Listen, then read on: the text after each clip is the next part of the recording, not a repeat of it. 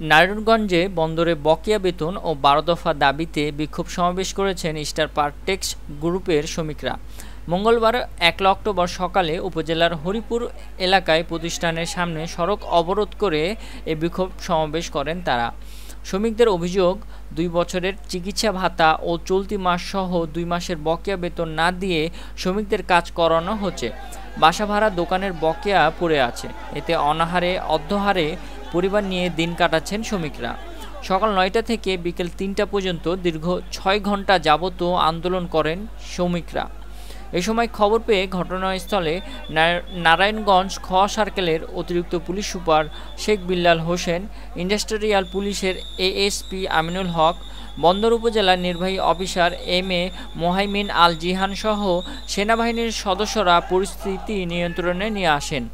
কোনো ধরনের অপ্রীতিকর ঘটনা না ঘটে সেজন্য ঘটনাস্থলে অতিরিক্ত পুলিশ মোতায়েন রয়েছেন। দাবি, আমাদের আগস্ট মাস ও সেপ্টেম্বর মাসের বেতন দেয় নাই। আজ অক্টোবরের ১ তারিখ। কয় মাসের বেতন পাবেন? ২ মাসের বেতন বাকি, ৩ মাস রানিং। এরপরও জুলাই মাসের বেতনও এখনো অনেক ভাইয়েরা পাইতে বাকি আছে। মালিক পক্ষের কাছে আমার প্রশ্ন, একটা বেতনের জন্য শুধু কি একটা শ্রমিক অপেক্ষা করে? কখনোই না। শ্রমিক বাদেও অনেক লোক অপেক্ষা করে একটা বেতনের জন্য। আমরা চাই আমাদের বেতন প্রতি মাসে ৫ তারিখের ভিতরে কমপ্লিট করতে হবে। এটাই আমাদের দাবি। এছাড়া আরো অনেক দাবি আছে, যে দাবিগুলো আমরা লিখিত আকারে কোম্পানির প্রতিনিধি যারা আছেন, সেনাবাহিনীর মেজর আসছিলেন, তাদের কাছে আমরা দিচ্ছি। আপনারা আমাদের এই নিয়ে কোনো কাজই করতে আছে না, আমাদের খালি আশ্বস্ত করতে আছে প্রত্যেক মাসে মাসে। আমরা চাই প্রত্যেক মাসে মাসে আমাকে ৫ তারিখের মধ্যে বেতন ক্লিয়ার হোক, আর আমাদের যে ছুটির টাকা, পিএফ এর টাকা, ওইগুলো সম্পূর্ণ ক্লিয়ার করো। আর আমাদের যে হাজিরা বোনাস ৫০০ দিয়ে একবারে কম হয়ে যায়, আমাদের ১০০০ টাকা হাজিরা বোনাস করতে হইব।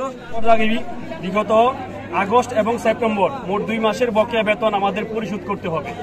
ঠিক আছে। ২ নম্বর দাবি হয়েছে প্রতি মাসের ১ থেকে ৫ তারিখের মধ্যে বেতন পরিশোধ করতে হবে। বিগত ১৮ এবং ১৯ সালের মেডিকেল বিল পরিশোধ করতে হবে। পিএফ ফান্ডের ১৯% বকেয়া টাকা পরিশোধ করতে হবে। ২০২২ এবং ২০২৩ সালের সার্ভিস ছুটির টাকা পরিশোধ করতে হবে। হাজিরা বোনাস ১০০০ টাকা করতে হবে। তারপরে হচ্ছে ৭ নম্বরে আছে সার্ভিস ছুটির টাকা ২ মাসের মধ্যে পরিশোধ করতে হবে, প্রত্যেক বছরের সার্ভিস ছুটির টাকাটা।